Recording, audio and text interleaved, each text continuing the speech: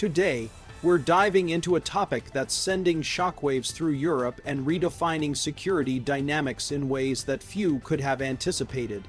Imagine a sky charged with tension, not with roaring fighter jets, but with swarms of stealthy, mechanical invaders.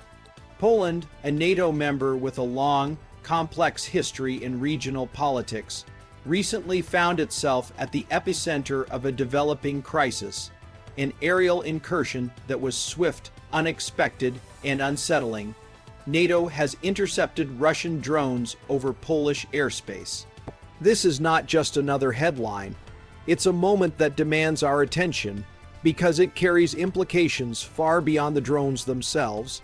We're talking about sovereignty, deterrence, the limits of modern warfare, and the thin line separating localized conflict from full-blown global confrontation. So, what exactly happened?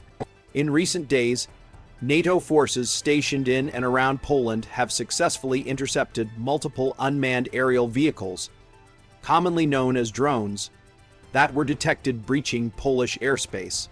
Although details remain scant, preliminary assessments suggest that these drones originated from Russian-controlled territory.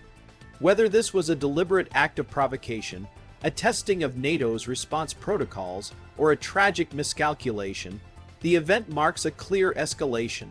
It's one thing to read about drone incursions in regional conflicts, but entirely another to have them made real over the skies of NATO territory. Everybody's asking, is this a harbinger of a broader conflict? Have we crossed a line?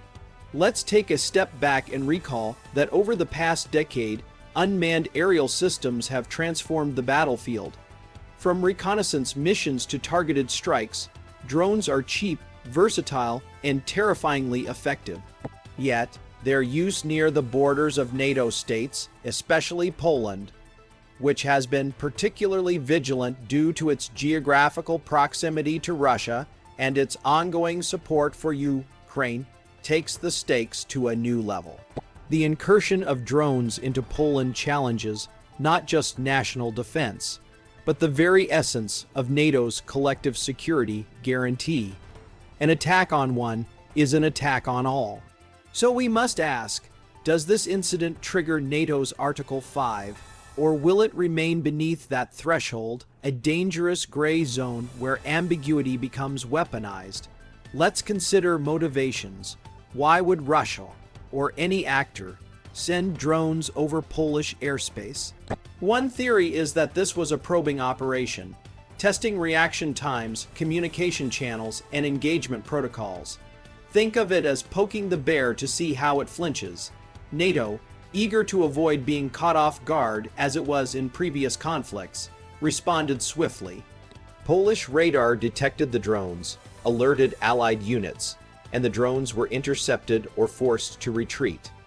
No shots were allegedly fired, no casualties reported. A tension-filled moment resolved in the silence of the skies.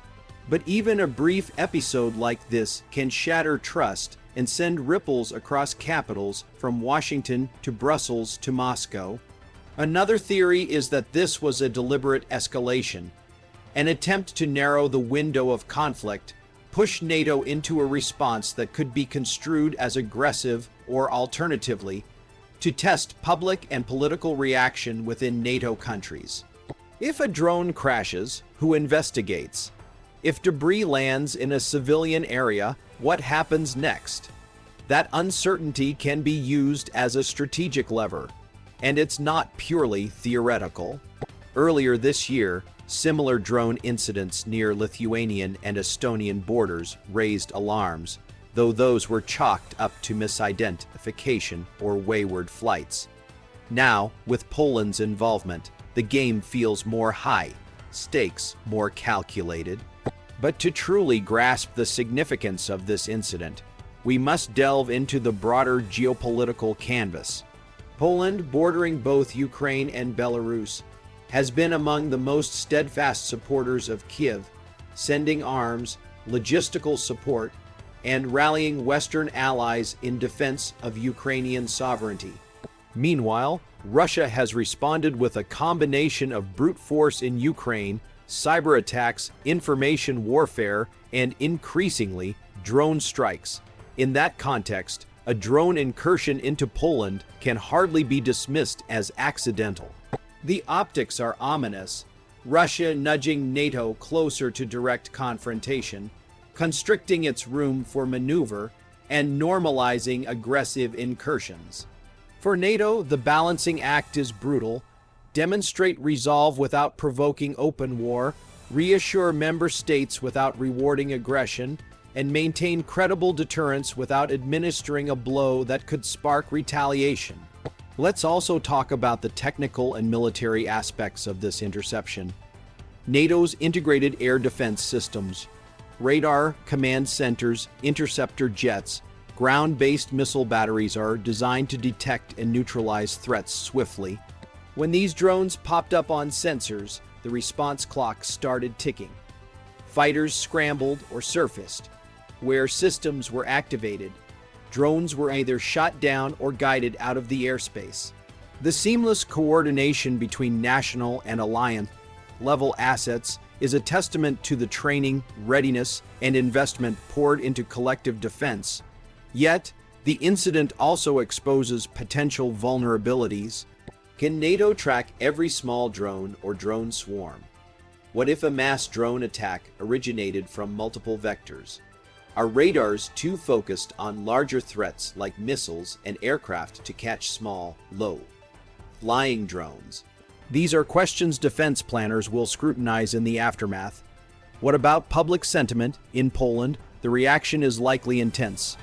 With a history haunted by occupation and invasion, the Polish population and political class are vigilant when it comes to airspace violations.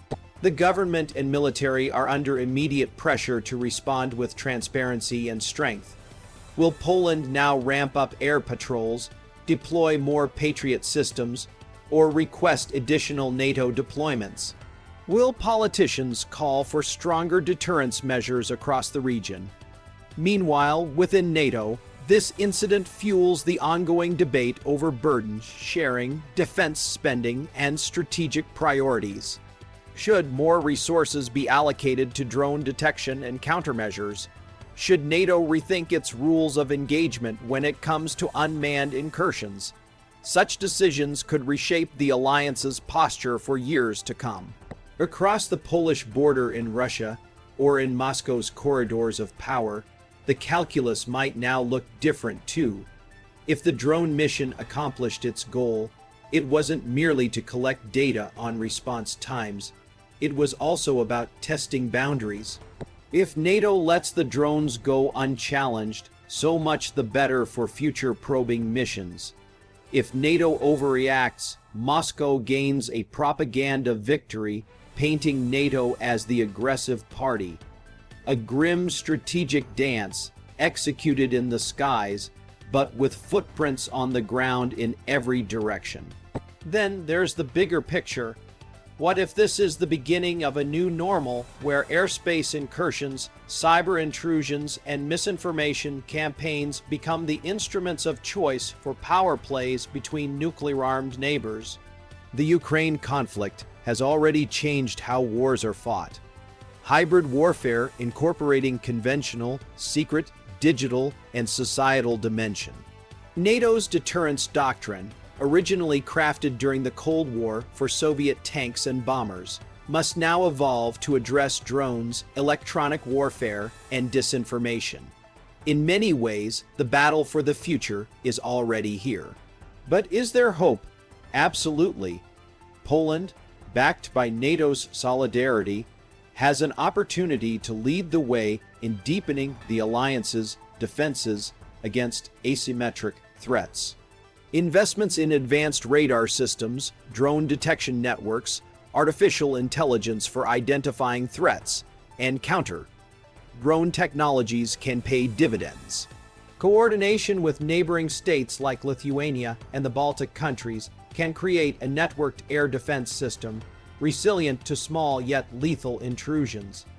NATO's upcoming summits and ministerial meetings are likely to see drone defense pushed much higher on the agenda.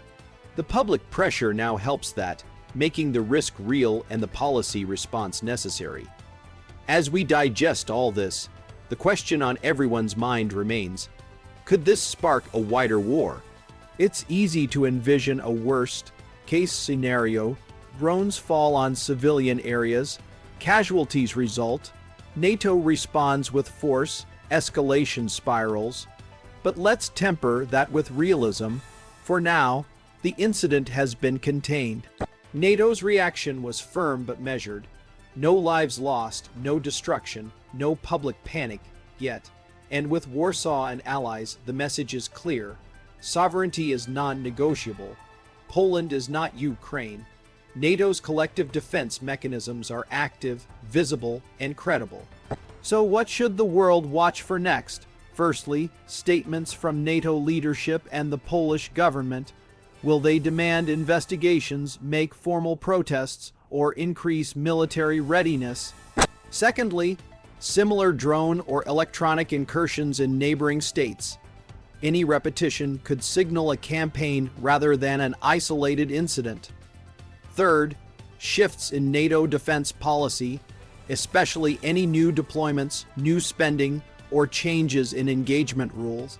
And finally, Russia's messaging, in its media, diplomatic channels, and military posture.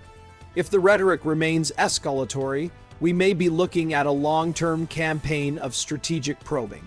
If, conversely, Russia de-escalates or defends the incident as accidental, it may still be testing the waters for negotiation dynamics. In the end, this is more than a single headline. It's a message in the sky, a test of wills, and possibly the opening chapter of a new strategic era. Poland, standing at the eastern flank of NATO, is vulnerabilities rend and resilience redefined, demonstrating both the alliance's strengths and its challenges in an age of drones and asymmetric warfare. For the rest of Europe, and indeed the world, the incident is a reminder that global peace today is fragile and frequently contested, not just by mass armies, but by small, unmanned machines sent into sovereign airspace with intent. Thank you for staying with me through this deep dive into a rapidly evolving situation. This is one of those moments, like the fall of the Berlin Wall or the annexation of Crimea, where history is being written in real time, and we're just beginning to understand the contours of what it means. What do you think? Is this a strategic calculation, a bluff, or something more ominous? How should NATO respond? How do you see the future of drone warfare reshaping alliances? Drop your thoughts in the comments below, and let's keep this conversation going. If you found this video insightful, please hit the like button. Subscribe if you're not already part of this community, and ring the notification bell so you're the first to know whenever we unpack these high-stakes developments. Until next time, stay informed and stay prepared.